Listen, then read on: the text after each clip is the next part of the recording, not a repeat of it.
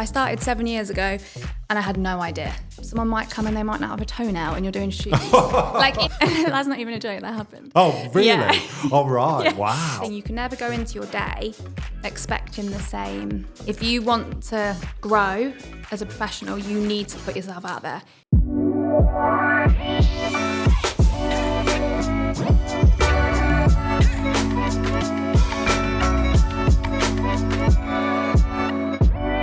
Welcome to Life the Next podcast, Emily. Thanks for having me. No, it's great to see you. So you are an art director at Next. Yeah, just new to the job. New to the job. Yes, very Wicked. Well, we'll get into that in a sec. Before we do, anyone that's listening or watching, you know, if you like what we're about to talk about, like, subscribe, give us a follow, all of that. But let's get into it, shall we? Yeah? Yeah. So what is an art director? What, you know, it's new to you, but it's probably even newer to a lot of other people. What is it? Well, I mean, I never even knew about the job, ever. Even until I started 7 years ago and I had no idea. I didn't know it existed. I think people out there, even my family now, are like, what do you even do? Like, what does that mean? So... Sounds cool though, right? It is cool. It is a good job. You know, when you have to put it on all your documents or you're at the bank and they're like, what do you do? I'm like, oh, I'm an art director. It sounds fancy. So in a roundabout way, you are essentially in charge of a photography set. Got you. So whatever's happening, so whether it's kids wear, men's wear, family shoots, you're in charge. So you're telling the photographers what you need, you're asking the kids to do what you need, creatively, and also essentially what's best for the clothing, because obviously we are a clothing brand. Yes, we so are. Everything that we do has to be good for the clothes. So I'm just there to oversee the set, make sure everything's working as it should, team morale, doing the edits, doing the casting, doing the creative. So it's a lot. There's lots of bits. Hats, then. Yes, lots of bits. But at the end of the day, you're kind of the one that, you are in charge. So you've just got to make sure that it's going to brief or going to plan, really. On that particular shoot, yeah. And you make a really valid point, because I know we've done a lot of work, especially with marketing and stuff, to get that consistency as well. So this role in particular is even more key. Yeah. It's not that we're doing anything bad before, it's just to grow that brand, to give it more identity. Yeah, definitely. You know, having people like yourself in that role to be like, right, this is the direction we're going, and then everyone buying into that and working to that is absolutely key. Yeah, definitely. And it's nice because you can tie in with other areas. So more recently, kids wear are looking at women's wear as inspiration. Maybe they're looking at men's wear to help as well. So it's, as a brand, we are becoming a little bit more cohesive, I think. Yeah, 100%, 100%. And so you said it's new to you. Yeah, new to me. So where did you start? So I started 7 years ago this summer, which seems crazy. I feel like I've not even been here that long. But I started 7 years ago, and I started in women's wear non-clothing. So that is, for people that don't know... Yeah, because everyone's like, what's non-clothing? What's non-clothing? Isn't women's wear clothing? No. So it covers shoes, bags, swimwear, beachwear, nightwear, lingerie, accessories. So that side of women's wear fashion. So I started there as a graduate. So it was only a 12-month placement. And I was kind of assisting to plan shoots, style, help design the layout of the directory with the graphics team. So that's where I started, which is completely different to where we are now in the business. But it was amazing. And I think doing that job then, I was there for 4 years, I think. Without that, I would never be able to be where I am now. I was going to say, did that give you a teaser and a taste of where it could go? Yeah, because we used to attend shoots and we'd be there with the freelance art directors and the photographers and stylists, and being there to help and input our ideas and our creatives was amazing. But I think it then makes you want it more, because you're kind of like, oh my God, this is all kind of coming from us and you're helping us deliver it and you're putting your spin on it. And seeing it happen on set, I was like, oh my God, I know I want to be on set. As much as I enjoy the behind the scenes of doing the creatives and doing the styling and thinking of the concepts, the fun, like where it really, really, truly happens, I think, is on set. And it's amazing. You have to be quite adaptable as well on set, even though you've got that plan and consistency. You never know. Really? Yeah, never know. Even aside from doing kids that I've been doing for the past few months, women's wear and non-clothing, you'd have times where a model might be poorly, or the clothes might not fit, or someone might come and they might not have a toenail and you're doing shoots. Like in all serious, like you have things like this and you're like, what am I meant to do? Like, how are you meant to cover these things? So you have to always be, that's not even a joke, that happened. Oh, really? Yeah. All right. Yeah. Wow. So you have to just be very, you have to, and you've got no choice. And that's the thing, you can never go into your day expecting the same that you had the previous day.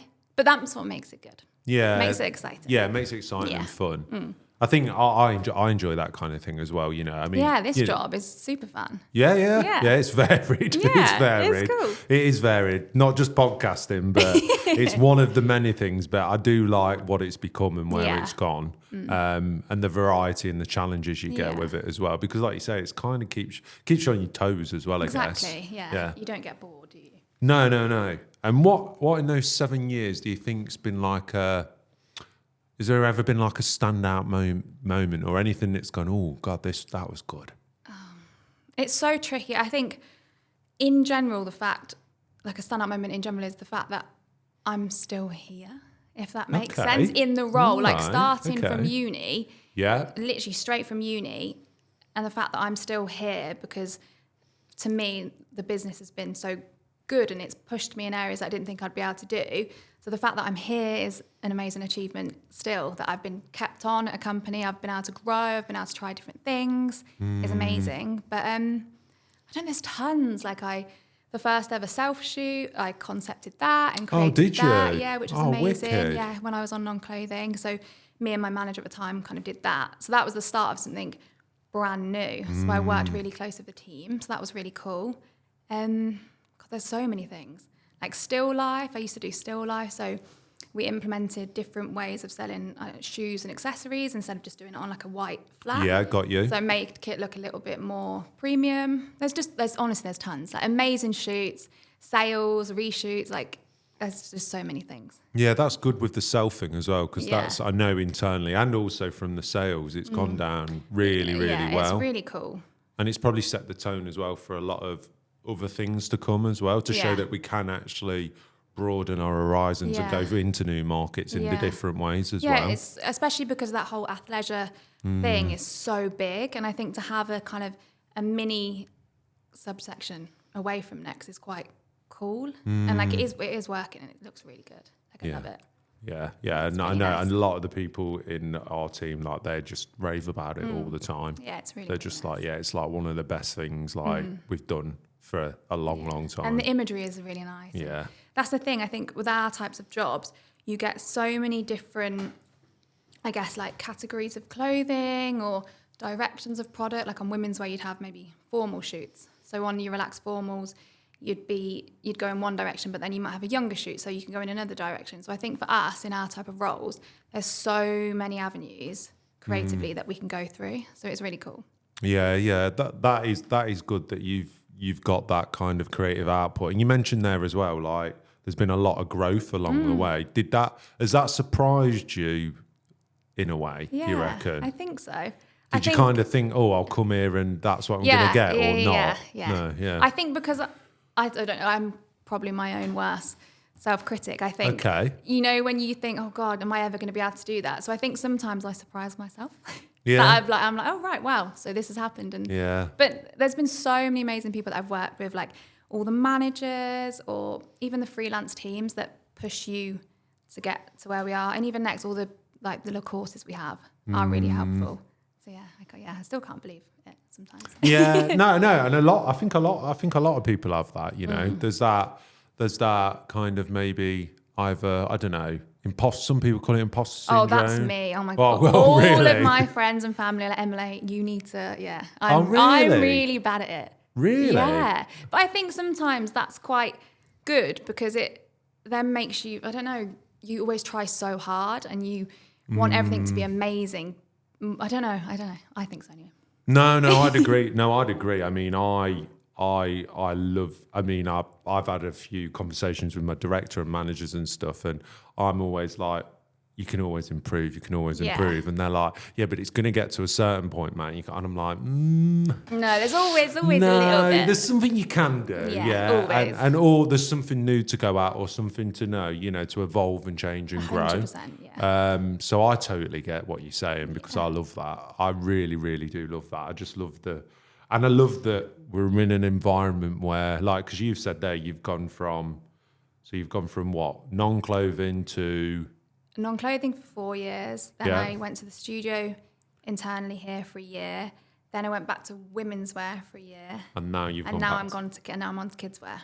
So you see, you've worked in 4 different industries. Oh, you have to. Yeah. You have. Yeah. I really, really, really, really think if you want to grow as a professional, you need to put yourself out there. You have to try things, even if you're not sure.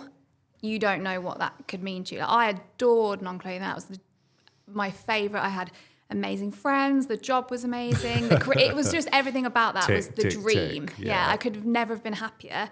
But I thought if I want to keep progressing and trying something different, I need to push myself. So I did, and you have to. And then it all pays off. Yeah. Yeah, it all pays off.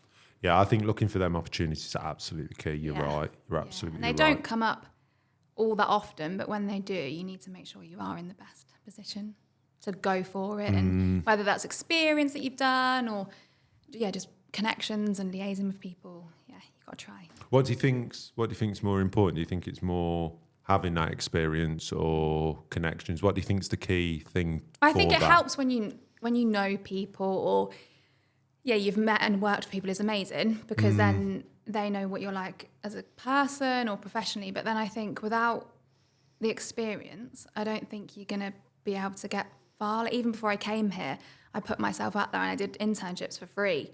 And it's so much money in London working at magazines or TV companies that I did. And I did it all for free. And I think without doing those things, my CV possibly wouldn't have been maybe as attractive as it was and probably wouldn't have been able to get this job. So I think you've just got to push. I think experience, I say it all the time. Every time we get like an intern or graduate or work experience, I say the more you do, I think the better.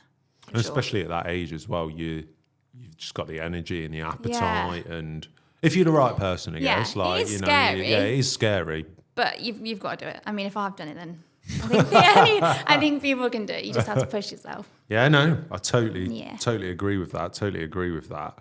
Right, should we kind of move on to this and that, which some people will start picking up on and be like, oh, is this that thing where you ask some quick fire questions? And I'm like, yeah, it is. So just this or that. Would you want to always work early in the morning or late in the evening? So like you were morning. Early morning. Early morning. Yeah, why? Because then the day's done. Yeah. Like the day's done and then you've got your evening to chill. Yeah, 100%. Do what you want. Yeah. Exactly. But I'm talking early. Like what, 3? Oh God, that is early. That is early. All right, yeah. I wasn't. Five. Yeah. 5. I'll start at 5. Yeah. Yeah. Great. Don't say that too loud. Shoots will start at 5. Would you prefer? Because you mentioned earlier around like how it's been great, all the courses and training. Yeah. So in person, you can only either in person or online. What you're doing? In person. Why? I think you just build more of a rapport. You can't, like, you walk into a room or pre-meeting, you will chat to someone and you will just get a little bit more of that bond. Whereas if you're online, you just click in and then you're there and it's done. So I think in person's much nicer. Yeah, I agree. It's hard with, I think maybe certain kinds of training, but I think if you're trying to develop yourself or... I think you like thrive from people in the room, especially for those training courses, because you can just chit chat. It's a little bit more awkward online. Yeah, really. Yeah, massively. Yeah. And also you can't read body language as well. And that's massive. Yeah. So totally. Would you rather be the office DJ or the set DJ in your case? Yes. Or the coffee/tea maker? Oh, I'd like to be the DJ. Yeah? Yeah. Yeah. It would be 80s. Oh, yeah? I'm such an 80s. Really? Yeah. I think I'm like an old person trapped in like a young person. Because 80s, I just love 80s music. Yeah, it's fun. What is that literally like honestly, always if been I the was case? I don't know why. I don't know what it is. I just love it. So people probably get a bit bored of me. People say my music is a bit like a DJ at a like a wedding, you know, the end of the night. That's me. Wow, I don't know. I think it's not good. I don't think that's a compliment. I don't think is it's it? good. No, I like it. It's fine. Would you rather have an office gym, or so you can only have a gym, or a fully catered banquet for every day? A gym. Why a gym? Just because then you can kill two birds with one stone. Like you can go to work.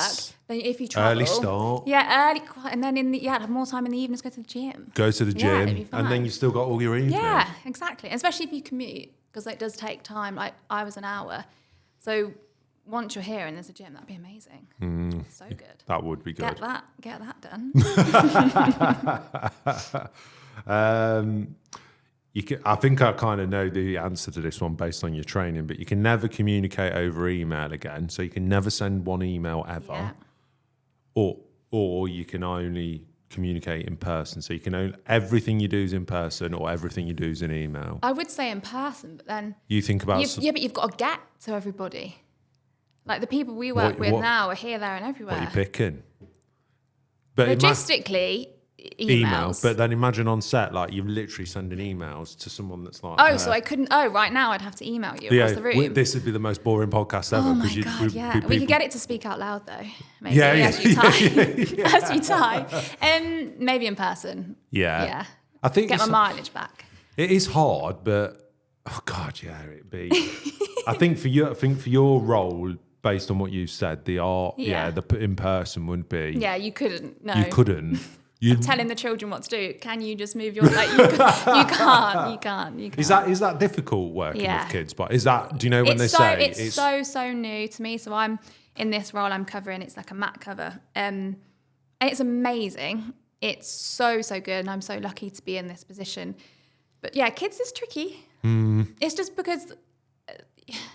It's just trickier, especially the younger ones. Because if they're not wanting to do it, they're not going to do it. And you try, and everyone on set tries, and you bring toys, and you have a laugh. But sometimes you can't get it. But we try our best. And it's so worth it in the end, though. When you see the shots and you pull the mood board, you're like, okay, it's all so worth it. Yeah. I always look at some of the kids' photography, and I think, God damn, they look cool. Yeah. Do you know, like, another thing, I never looked that cool as a kid. Oh my gosh. I never looked that My cool as a kid. mum used to give me a bowl cut. I had a bowl cut. I was in like groovy chick. I don't even know what the brand, some horrible clothes. I look back and I think, why? Yeah. And now these kids turning up to the shoot, I'm like, wow, you look great. And I know. I look like a bowl. Yeah. Yes, it wasn't great. I know. I do think that. I'm thinking you literally living the best life. Yeah. And you look great, and the images. I think that's one thing with kids that people maybe not appreciate, that have never been on a set, that actually, like you say, there's a lot going on. Oh my God, you have tons of children there. And then the end product of the shot is not actually reflective of all that work that's gone in. No, it's not. And like the chaos that might have come with it. And, you know. never know. And I think sometimes when you're doing it, you're so in the moment of thinking, oh my God, it needs to be like this. But people like you said, people don't realise how much work goes in. Like a day we'd have maybe 10 models, 10 children a day, and each child shoots maybe like 3 outfits, but then they might get tired, so then you can't do that. And it's so much. Or you might have a trip. Recently I had a triple shot, so like a 3-pack of boys, I think it was boys' pyjamas or something, and 2 of them just crying, and it's just and you just feel so sad, and you can't get it, and you can't. But then there might be a fleeting moment when one of them stops, and then you've got it. But then all the rest of those 200 frames are just them being sad, and but they are great. Like the kids are amazing, the parents are so helpful, so it's cool. It's just a lot. Yeah, I bet. And then looking forward, what are you looking forward to yourself? I think just doing more shoots, getting more experience, because at the minute on Kidswear, they're much more studio based. So I haven't done any like location shoots yet with kids. So that'd be amazing. See what that's like. Because then you've not just got to factor in the studio, you've got to factor in the elements. Like if you're in a house or if you're in the streets, there's so much more to think about. So yeah, I think that would be cool. Yeah. And what are you kind of just thinking, right, I'll do this and see where kind of... I think so, yeah. I mean, I love this job. I love being on set. I love meeting people. I love just the imagery. I like just making the image look lovely. So as long as I'm still in this type of job, in 2 years' time, I'll be happy. Nice. Well, thank you for coming on. Thank you for having me. No, it's been great to talk, and I love hearing about all these different roles, especially like art directing, because it's such a new. No one knows. No one knows. So if you enjoyed that, if you enjoyed listening to me and Emily, then please do give us a like and a subscribe. But thank you for coming on, Emily.